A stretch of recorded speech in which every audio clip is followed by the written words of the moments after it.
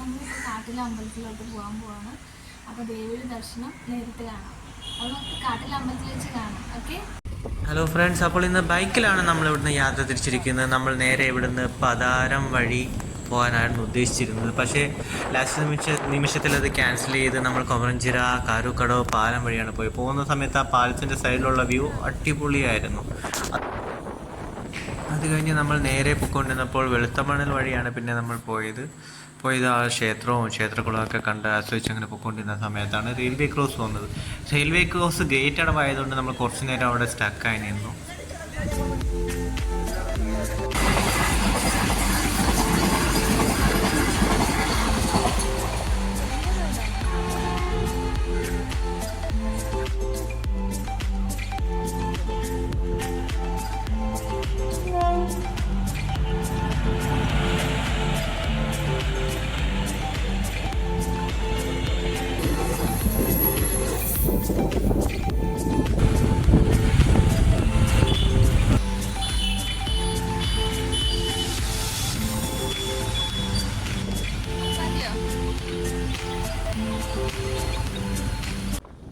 സാധാരണ കാട്ടിൽ അമ്പലത്തിൽ പോകുന്നത് നേരെ ടൈറ്റാനിയം ജംഗ്ഷനിൽ എത്തിയിട്ട് അവിടുന്ന് നേരെ അമ്പലത്തിൻ്റെ കടവിലെത്തി അവിടുന്ന് ജങ്കാർ വഴിയാണ് അപ്പുറത്ത് പോകുന്നത്. നമ്മൾ പക്ഷേ ഇതിന് നേരെ വിപരീതമായ റോഡ് മാർഗ്ഗമാണ് ഇന്ന് പോയത്. റോഡ് മാർഗ്ഗം എന്ന് വെച്ചാൽ കടൽ തീരദേശത്തോടുള്ള റോഡാണ്. ഞങ്ങൾ ആ പാലം കഴിഞ്ഞോട്ട് ഫ്രണ്ടിലോട്ട് വന്നപ്പോൾ ആ കടലുമായിട്ടുള്ള ഒരു ഫസ്റ്റ് ആ വ്യൂ ഉണ്ട്. അടിപൊളി എന്ന് വെച്ചാൽ സൂപ്പർ വ്യൂ ആയിരുന്നു. ഈ ഫോണിനകത്ത് നമ്മൾ കാണുമ്പോൾ എത്രമാത്രം അതിൻ്റെ ഭംഗി ആസ്വദിക്കാൻ കഴിയും നമുക്ക് കറക്റ്റ് അറിയില്ല. പക്ഷെ നേരിട്ട് കാണാൻ, അത് വൈകുന്നേരങ്ങളിൽ വരണം. അതിൻ്റെ ഭംഗി എന്ന് വെച്ചാൽ സൂപ്പർ എന്ന് വെച്ചാൽ സൂപ്പർ. അത് കണ്ട് തന്നെ ആസ്വദിക്കണം. ആ തീരദേശ റോഡിലും ആ കടലിൻ്റെ തൊട്ട് സൈഡിലുള്ള റോഡുകളിൽ കൂടെ പോകുന്ന സമയത്ത് അതും വൈകുന്നേരങ്ങളിലെ കാഴ്ച അതിമനോഹരമാണ്. അതിമനോഹരം എന്ന് വെച്ചാൽ സൂപ്പർ. അതും ചെറുതായിട്ടുള്ള കാർമേഘങ്ങളും അസ്തമയ സൂര്യനും ഒക്കെ കാണാൻ തന്നെ അടിപൊളിയായിരുന്നു. ഈ റോഡിലൂടെ പോകുമ്പോഴുള്ള ആകെയുള്ളൊരു കുഴപ്പമെന്ന് പറഞ്ഞാൽ റോഡ് തീരദേശ റോഡായതുകൊണ്ട്, അതായത് കടലിനോട് ചേർന്ന് കിടക്കുന്ന റോഡായതുകൊണ്ട് തന്നെ റോഡ് വളരെ മോശമാണ്. അതായത് കടൽ കയറിയും കടൽക്ഷോഭം ഉണ്ടായിട്ടും റോഡ് തകർന്ന് കിടക്കുകയാണ്. പലയിടത്തും റോഡ് തന്നെ ഇല്ലാത്തൊരു സിറ്റുവേഷനും നമുക്ക് കാണാം. പക്ഷേ അതൊക്കെ നമ്മൾ ഈ വ്യൂ കണ്ടു കഴിഞ്ഞാൽ, ഈ പ്രകൃതിയുടെ ഈ ഭംഗി കണ്ടു കഴിഞ്ഞാൽ സത്യം പറഞ്ഞാൽ നമ്മൾ അതിൽ ലയിച്ചങ്ങ് പോകത്തേ ഉള്ളൂ. അമ്പലത്തിൽ നമ്മൾ ഈ വഴി വന്നു കഴിഞ്ഞാൽ, നമ്മൾ കരുനാഗപ്പള്ളി വന്നു കഴിഞ്ഞ് നേരെ വന്നു കഴിഞ്ഞ് ഈ തീരദേശ റോഡിലൂടെ എത്തിക്കഴിഞ്ഞാൽ നമുക്ക് കറക്റ്റ് അമ്പലത്തിൻ്റെ ഫ്രണ്ടിലെത്താം. ജങ്കാറ് കാത്ത് നിൽക്കുകയോ ഒന്നും വേണ്ട. അതല്ലെങ്കിൽ നമ്മൾ ചവറ ടൈറ്റാനിയത്തിൻ്റെ അടുത്തുള്ള കാട്ടിൽ അമ്പലത്തിൻ്റെ റോഡിലൂടെ വന്നു കഴിഞ്ഞാൽ നമ്മൾ ജങ്കാറിന് വേണ്ടിയിട്ട് കുറേ അധികം നേരം നമ്മൾ വെയിറ്റ് ചെയ്യേണ്ടതായിട്ടുണ്ട്. ജങ്കാർ സർവീസ് എപ്പോഴും ഉണ്ട്, അമ്പലത്തിൽ തന്നെ ജങ്കാർ ആയതുകൊണ്ട് എപ്പോഴും ഉണ്ട്. പക്ഷേ ഇത് നമ്മൾ അമ്പലത്തിൻ്റെ ഫ്രണ്ടിലെത്താം, ബൈക്കിലായാലും കാറിലായാലും. പോകുന്ന വഴിക്ക് തന്നെ അവിടെ ഇപ്പോൾ ഒരു ചെറിയ ബീച്ച് തന്നെ നമുക്ക് കാണാൻ പറ്റും. നേരത്തെ ഒന്നും പണ്ട് കാലങ്ങളിൽ ഈ ബീച്ച് അങ്ങനെ അധികമായിട്ടില്ലായിരുന്നു. ഇത് പുതിയതായിട്ട് വന്ന ബീച്ചാണ്. പക്ഷേ സൂപ്പർ അടിപൊളിയാണ്. സാധാരണ എല്ലാവരും രാവിലെയാണ് അമ്പലങ്ങളിൽ പോകുന്നതെങ്കിലും ഈ വൈകുന്നേര സമയത്തുള്ള ഈ കാഴ്ചയും കണ്ടു പോകാൻ നമുക്ക് തന്നെ എന്താ പറയുക, മനസ്സിനൊരു കുളിർമ തന്നെ നമുക്ക് വരും. ആ കാഴ്ചയും കാര്യങ്ങളൊക്കെ കണ്ടുവരുമ്പോൾ തന്നെ. പിന്നെ അത് കഴിഞ്ഞ് അമ്പലദർശനം കഴിഞ്ഞതിന് ശേഷം നമുക്ക് ബീച്ചിൽ വന്ന് കുറച്ച് നേരം ഇരിക്കാം. ഒരു റിലാക്സേഷൻ തന്നെ നമുക്ക് കിട്ടുന്ന ഒരു വ്യൂ തന്നെയാണത്.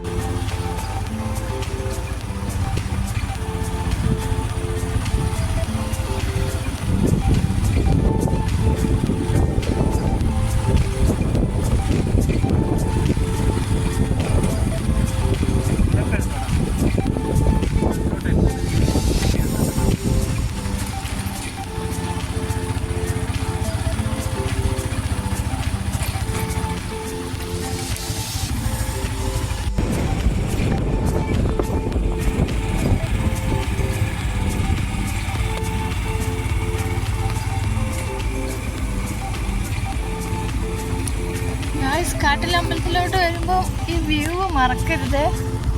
സെറ്റാണ്, നിങ്ങൾ കണ്ടു നോക്കൂ. എന്ത് വൈവാന്ന് കണ്ടില്ലേ?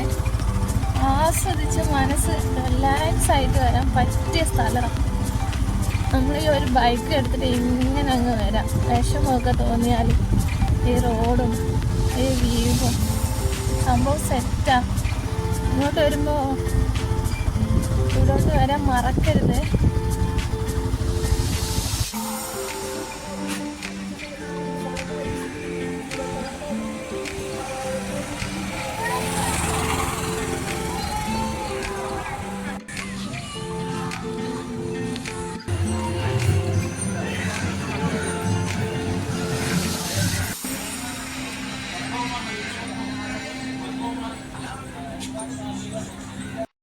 അപ്പോൾ നമ്മുടെ കാട്ടിലമ്പലത്തിലെ ഏറ്റവും വലിയ വഴിപാട് എന്ന് പറയുന്നത് മണികെട്ടെന്നാണ്. മണികെട്ടാണ് ഏറ്റവും വലിയ വഴിപാട് ഇവിടുത്തെ.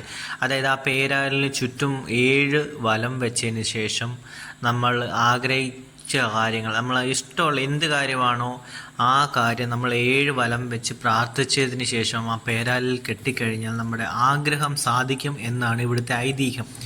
ഒരുപാട് ഭക്തജനങ്ങൾ ഇവിടെ എത്തുന്നത് തന്നെ ഈ ഒരു വഴിപാട് കഴിക്കാൻ വേണ്ടിയിട്ട് മാത്രമാണ്. നിറയെ ആൾക്കാർ എത്തുന്നത്. ഈ പേരാലിന് ചുറ്റും 7 വലം വെച്ചതിന് ശേഷം പ്രാർത്ഥിച്ച് 7 വലം വെച്ച് നമ്മുടെ ആഗ്രഹം പ്രാർത്ഥിച്ചുകൊണ്ട് 7 വലം വെച്ചതിന് ശേഷം 7ാമത്തെ വലം വെച്ചതിന് ശേഷം അവിടെ കെട്ടുക, ആലിൽ കെട്ടുക. അതാണ് ഇവിടുത്തെ ചടങ്ങ്. നമ്മൾ എന്ത് ആഗ്രഹം സാധിക്കുന്നു അവിടെ പ്രാർത്ഥിച്ച് ഈ പേരാലിന് ചുറ്റും വലം വെച്ച് കെട്ടിക്കഴിഞ്ഞാൽ അത് നടക്കും എന്നാണ് ഐതിഹ്യം. കേരളത്തിൻ്റെ വിവിധ സ്ഥലങ്ങളിൽ നിന്നും ധാരാളം ആൾക്കാർ ഇവിടെ വരുന്നത് തന്നെ ഈ ഒരു വഴിപാടിന് വേണ്ടിയിട്ട് മാത്രം തന്നെയാണ്.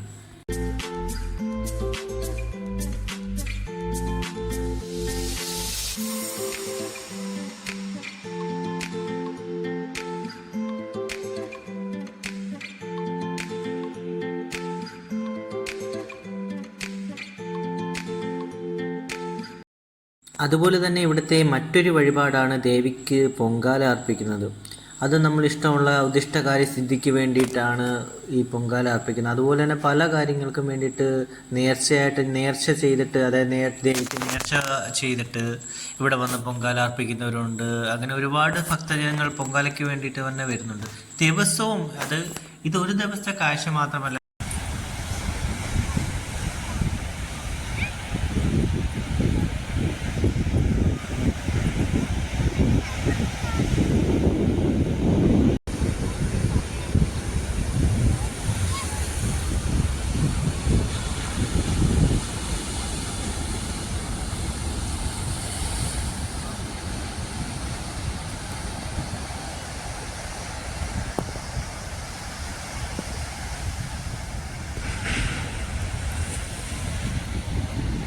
നമ്മുടെ ഐഷു താണ്ട് കയറാൻ പറ്റാണ്ട് താഴെ നിൽക്കുകയാണ്. ഹൈറ്റിൽ കയറി വരാൻ പറ്റുന്നില്ല പുള്ളിക്കാരത്തേക്ക്.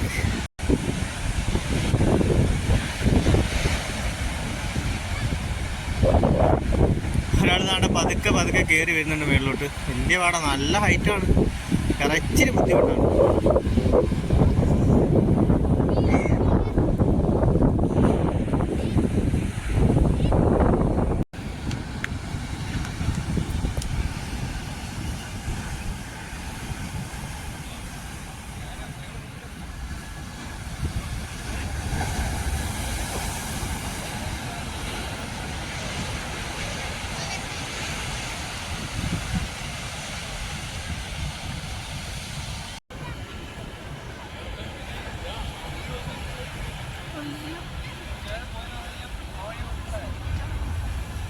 ലൈവ് അങ്ങനെ കേട്ടാ.